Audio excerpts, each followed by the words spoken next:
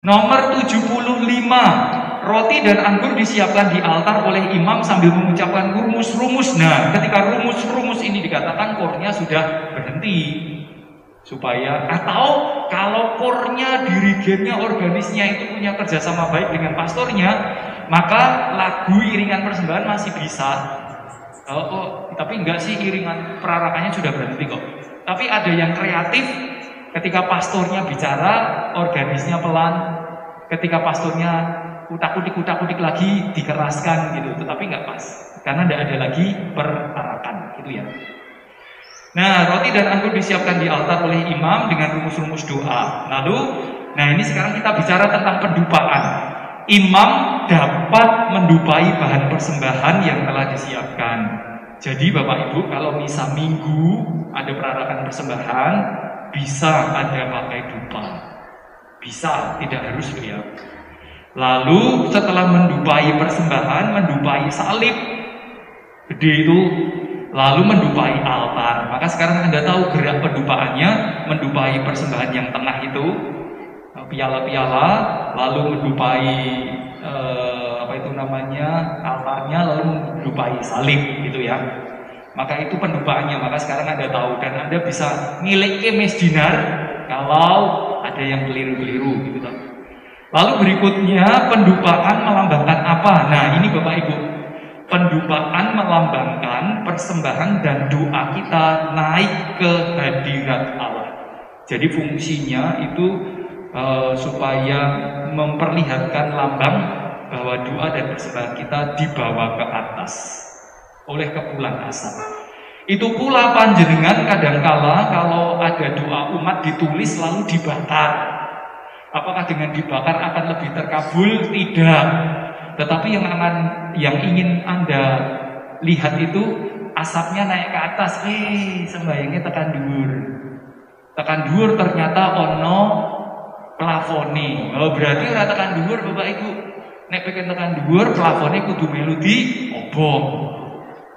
Ben bolong gitu toh. Jadi gagasannya dibakar itu supaya asapnya. Maka kalau dibakar harapannya asapnya kelihatan.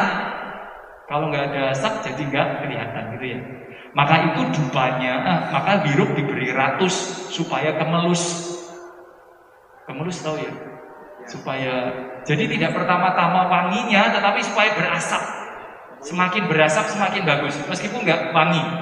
Jadi ada, maka Bapak Ibu mangke menawi mundut di lingkungan kemanapun juga tanya atau coba, ini ketika kena api arang kemelus nggak wangi nggak apa-apa, tetapi karena yang dikatakan di 74 itu jelas, 75 sing penting ono kepulane, jadi jangan wangi atau nggak wangi, yang penting ada asapnya naik gitu ya. Kok orang mambu, orang kudu mambu, nggak harus mambu, tetapi harus kemelus gitu ya. Itu orientasinya. Lalu imam dan umat, jadi kepada persiapan persembahan itu yang diberkati, yang di tengah altarnya, salibnya. Lalu, nah ini biasa dilakukan. Baris terakhir, pelayan juga diberkati, imam didupai. Mengapa imam didupai? Karena ia pelayan Ekaristi. Lalu umat juga didupai. Nah sekarang kita tahu Bapak Ibu, ngapa toh umatnya dadak didupani? Nah ini ada keterangannya. Karena Anda sudah dibaptis.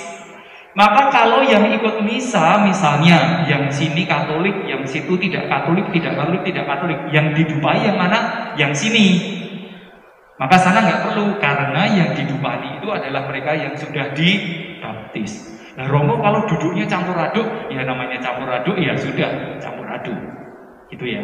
Maka sekarang kita tahu, maka hanya pendupaan itu untuk umat bagi mereka yang sudah dibaptis. Yang belum dibaptis perlu Bapak Ibu, karena simbolnya enggak masuk. Lalu 76 itu imamnya membasuh tangan di sisi altar. Doanya semoga, ya pokoknya doanya adalah menginginkan hati yang bersih.